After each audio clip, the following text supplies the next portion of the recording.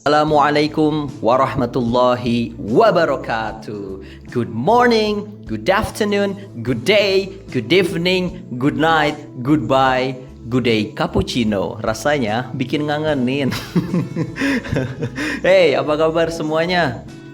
Viewers, subscribers, students out there dimanapun kalian berada saat ini, semoga tetap sehat dan menjalankan PSBB ya. Jangan keluar rumah asal-asalan. Di dalam rumah aja nonton TV. Bosen? Iya sih, tapi yang sabar ya. Oke guys, kali ini Mr. Topik. Sorry, I'm not wearing glasses. Jadi kemana dong kacamata Mr. Topik? Digadaikan. Enggak ketang, bercanda. Oke, guys. Ada book review nih pada video kali ini. Tapi sebetulnya bukan mereview buku. Mr. Topik hanya ingin bercerita true story, kisah nyata di balik buku tersebut. Jadi ada kisah haru di balik buku bahasa Inggris. Kisah harunya apa? Tonton terus dong channel Mr. Topik di YouTube. Tapi sebelum Mr. Topik cerita, subscribe dulu. Subscribe, bunyikan loncengnya, kasih like dan komentar. Atau kalian mau request apa untuk video berikutnya, nggak apa-apa, bilang aja. Oke? Yap.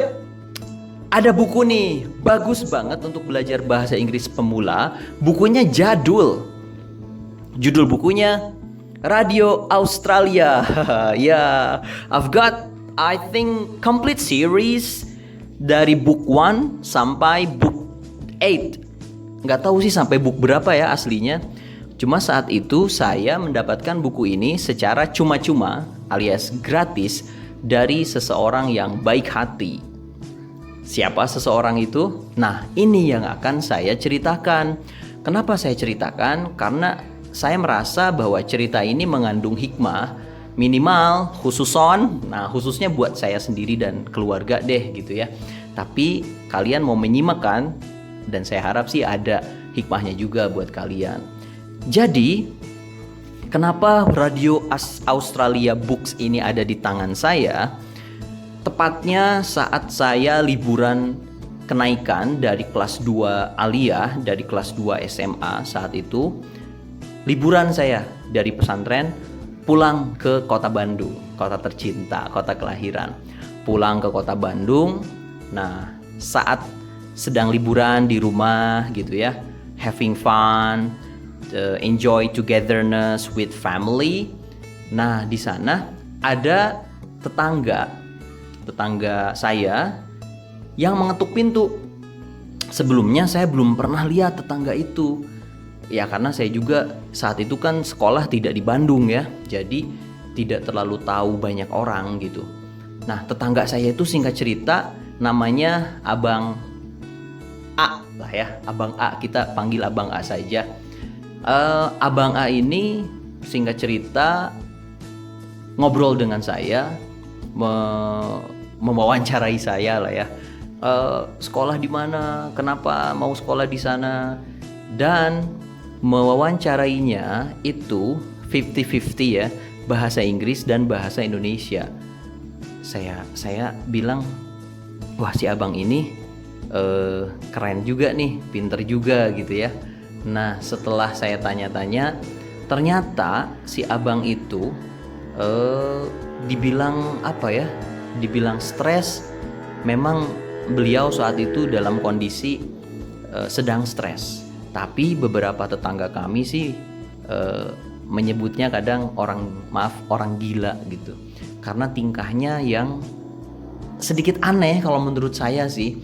Anehnya bagaimana? Seperti ngomong sendiri saat berjalan, itu kan menimbulkan curigation gitu ya. Orang-orang di sekitar, loh ini ngapain sih orang ngomong sendiri. Terus selalu bawa-bawa sarung, pakai celana pendek. Dan saat itu rajin sholat berjamaah di masjid. Tapi dipandang aneh gitu. Nah, semakin hari di masa liburan kenaikan saat itu, saya semakin akrab dengan dirinya. Dia sering main ke rumah saya. Nah, singkat cerita, Opik, bisa bahasa Inggris kan? Saya menjawabnya ya gimana ya, belum terlalu jago bahasa Inggris saat itu gitu ya. Ya lumayan lah, little saya bilang. Nah, kalau bisa bahasa Inggris dan mau memperdalam bahasa Inggris, ini nih, abang bawakan buku. Jadi beliau saat itu bawa buku ini, Radio Australia, dan satu lagi buku-buku dari English First. Karena dulu beliau itu sering keliling luar negeri, keliling dunia, dan kursus bahasa Inggris di beberapa tempat ternama di kota Bandung saat itu. Nah, singkat cerita, beliau menawarkan bukunya. Siapa sih yang tidak senang diberi buku gratis dan bagus gitu saat itu ya. Akhirnya saya menerima dengan riang gembira. Wah, makasih Bang A. Nah, makasih Bang A. Saya akan mempelajarinya insya Allah, saya bilang. Nah, singkat cerita, saya semakin akrab dengan dirinya dan dirinya mulai terbuka gitu ya, mengenai kenapa dia dianggap aneh dan kenapa kondisinya sekarang seperti itu gitu.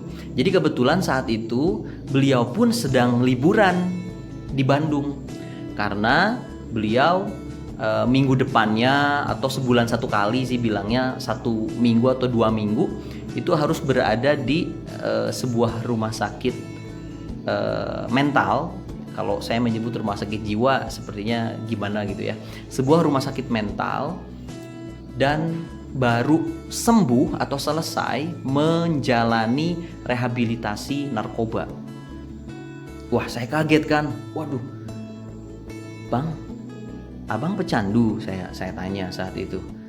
Haha, mantan kata beliau begitu. Jadi beliau menceritakan bahwasannya semasa remajanya SMA sampai kuliah pertengahan, beliau mengakui bahwasannya beliau itu salah pergaulan. Ya, beliau seperti apa ya, baong lah kalau bahasa Sundanya ya, bahasa Indonesianya ya, jadi anak nakal lah.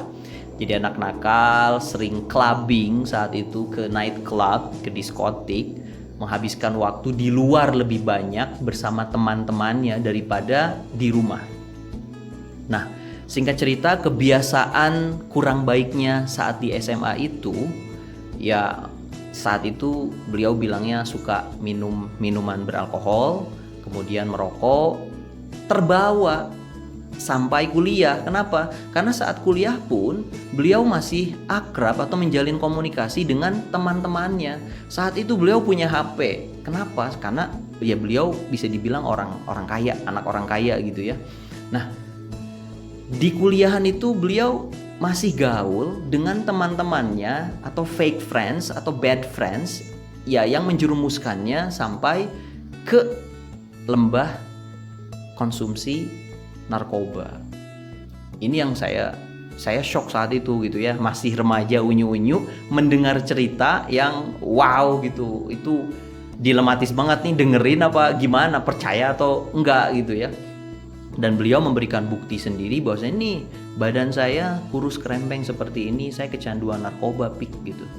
Nah, beliau bawa album fotonya, dan saya masih menyimpan beberapa foto pemberian beliau saat beliau masih gemuk gitu ya. Dan lingkup pergaulannya di kota Bandung dan di Jakarta itu beliau luas, sampai beliau kenal dengan beberapa artis. Dan saya lihat di foto albumnya, oh iya, artis jadul ya, tahun 89-90-an menjelang 2000-an lah ya. Wah, abang keren banget nih, pergaulannya luas, saya bilang. Iya dong, anak berduit gitu sambil bercanda gitu ya. Nah, singkat cerita, setelah itu saya jadi tahu gitu, oh abang nih pecandu narkoba, mantan tepatnya kata beliau itu. Dan rupanya saat itu sudah selesai menjalani rehabilitasi, sehingga beliau dipindahkan ke rumah sakit mental tadi untuk penyembuhan, karena memang sempat depresi. Jadi titik turning point-nya adalah, titik baliknya saat beliau rindu keluarga, saat berada dengan kawan-kawan yang ya nakal gitu ya, yang tidak baik, di lingkungan yang tidak baik. Beliau rindu keluarga. Saat pulang ke rumah, ibunya dalam kondisi sakit saat itu. Nah, tidak lama setelah beliau menyadari kekeliruannya, ibunya itu meninggal dunia. Dan ibunya sebetulnya menyimpan harapan yang besar kepada si Abang A untuk meneruskan perusahaan keluarganya. Dan ayahnya duluan meninggal sebetulnya. Nah, sejak ibunya meninggal itulah jadi turning point beliau untuk berubah. Yang tadinya tidak mau terapi, jadi terapi rajin gitu ya, rehabilitasi. Kemudian beliau sampai stres karena merasa hidupnya sudah hancur karena drugs, sudah sering sakau, dan diobati dengan obat lagi, dengan narkoba lagi yang merusak badannya. Nah, salahnya saat itu adalah beliau terlalu mendengarkan opini kawan-kawannya yang negatif, sehingga beliau berontak keluar dari lingkungan yang jelek menuju ke rumah. Jadi bagaimanapun rumah itu adalah tempat kembali terbaik. Jadi turning point-nya di sana, beliau mau terapi, mau rehabilitasi, dan berangsur alhamdulillah sembuh. Ya kadang masih dipandang aneh oleh sebagian orang, ya, tetangga terutama, suka ngomong sendiri di jalan karena memang efek halusinasi dan sebagainya lah ya. Bisa dibilang sih kalau beliau itu sudah kecanduan atau pecandu berat, kelas berat, karena hampir semua jenis narkoba kata beliau sendiri pernah dicoba. Ngeri gitu saya bilang. Saya saat itu geleng-geleng kepala. Buset dah gitu. Kalau kata anak Bekasi, buset dah gitu. Kenal sama orang yang kayak gini gitu ya. Tapi alhamdulillah bersyukur dipertemukan dengan orang-orang seperti itu, terutama Abang A. Meskipun secara usia kami jauh berbeda gitu ya. Beliau 10 tahun lebih tua dari saya karena kelahiran 70-an dan saya kelahiran 80-an, tepatnya 86. Tapi saya menganggap beliau sudah menjadi kakak sendiri. Sehingga ketika liburan dari pondok pulang ke Bandung suka ketemu tuh. Bahkan sampai terakhir bertemu beliau itu saat saya sudah menikah tahun 2014-an. Saat itu bertemu dengan beliau dan badannya tuh sudah agak gemukan karena saat itu beliau tersenyum bilang, Den, bilangnya ke saya itu Deden karena saya dipanggil Deden. Den, abang sudah sembuh dan mau sembuh dan mau berubah. Itu yang bikin saya terharu gitu ya. Dan sempat berkenalan dengan istri saya juga saat itu. Nah, guys, saya jadi kangen si Abang A. Terakhir saya dapat kabar rumah beliau atau rumah orang tua beliau di daerah Cikupa itu dijual. Dan sampai sekarang saya belum tahu informasi lebih lanjut pindah kemana. Dan semoga ketika beliau nanti main mungkin setelah Lebaran atau kapanlah kita ketemu lagi, ya saya akan mewawancarai beliau gitu ya, eksklusif. Sepertinya sih mau diwawancara, mungkin nanti bukannya di tapi mudah-mudahan saya udahlah kepikiran wawancara sih. Tapi yang penting bagi saya adalah saya ingin bertemu beliau dan mengucapkan terima kasih karena jasa beliau memberikan buku ini secara gratis buat saya gitu ya. Ini tuh luar biasa. Saya jadi lebih suka bahasa Inggris gara-gara belajar dari buku radio Australia ini. Karena memang ini cocok banget buat pemula saat itu. Dari mulai grammar, speaking, pronunciation, reading, writing itu ada di sini gitu guys. Ya, jadi itu kisah haru kalau menurut saya di balik buku radio Australia. Ini asem, ini menjamu kita.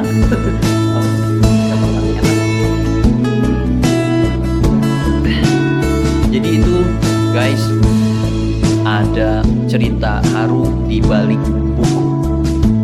Semoga kisahnya bisa bermanfaat buat kalian, terutama dalam hal memilih teman.